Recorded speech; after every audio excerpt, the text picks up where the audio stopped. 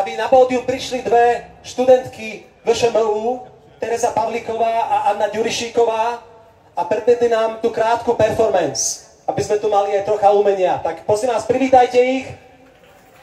Dve performerky, Tereza a Anna. Dobrý večer, vítajte na pódiu.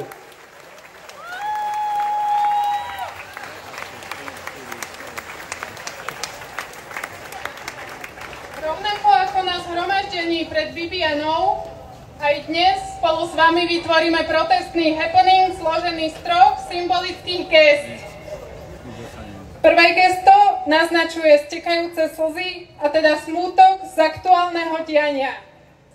Druhé gesto, zakrytie úst, symbolizuje umlčiavanie slobodného hlasu kultúry a umenia na Slovensku. A tretie gesto, držanie sa za ruky, je prejavom solidarity, pretože my všetci sa nebojíme stáť spolu a čeliť agresii a arogancii z pozície moci aktuálnej slovenskej vlády. Môžete s nami opakovať všetky tri gestá, alebo len držanie sa za ruky, alebo len nehybne a v tichu zdieľať túto chvíľu s nami. Ďakujeme.